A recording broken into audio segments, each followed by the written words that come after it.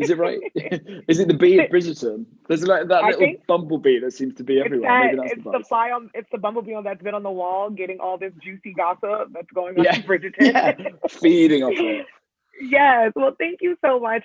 Watching this show, I felt like I was swept away in a different time because there's so much going on in the world right now, and I needed this distraction. So for Need it. you, what was it like being on such it looked like an amazing set, like being swept into like this historic show based out in London?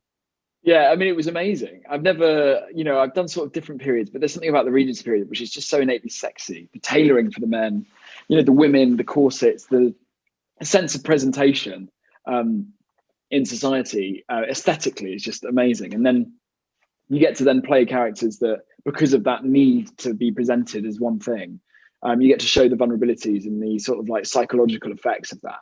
And at the same time have a great rompy time doing it because it's just so fun and witty and naughty and romantic. And I think you're right. I think at the end of 2020 all we need is a holiday to the 19th century with a sweet lover. And in Bridgerton I think you can have any of the lovers that you choose because there's a lot of love going around.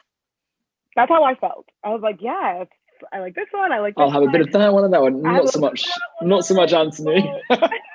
Well, your character was living his best life and having a grand old time, but also being the big brother and doing what he had to do. So for Yeah. you, with like the costumes and the dances and the movies, the music and the food, and getting into character, where did you pull from for your character? Because he was a very special character. There was times where I was upset at him, but then there was times I was like, I get it. We Yeah, love that's him. it. Yeah, but that's it. And I think because I sort of went, yeah, I love him. I get it. And I've got his back. And obviously, hopefully, because there's been 8 books, we sort of know that there's scope for it to continue. But I want to look after him, and in looking after him, we need to show how badly he gets things wrong, and how much hurt he causes, and he causes himself so much hurt. I think he's like really anxious, and if from a 2020 perspective you could get a therapist to sit down with him, there's a lot going on, and he is traumatized. I think he's got PTSD from various different things. And he's lost his dad, so he's a surrogate father to his siblings and a surrogate husband to his mum. And the pressures that come with that are kind of unfathomable. But still, there's no comparison to the pressures that the women feel and face. And I think that's also something that I'm hoping that gets developed, is that I think he's got this sense that it just doesn't work for either men or women. And I think he really does care for his sisters, and I think that's the thing that got me through it. No, he definitely does. And I think as I was watching it, I'm like, I love him. I really do. And I know you did such a great job as doing this thing where you are playing the big brother. So it does come off like, oh, big brother role. But you start to love him and you're like, I see where he's coming from because he's going through a lot. Well, this is coming out on Christmas. And I felt like this is going to be the perfect holiday movie because we need a break. Why do you think a show like this is very important for like the audience right now and today? Yeah, I think pure escapism is key, right? And I think we all just I think there's nothing better than love and a really rich, tasty, delicious aesthetic to see, from behind your mask in 2020. But yeah, also Christmas is all about love, isn't it? It's all about family.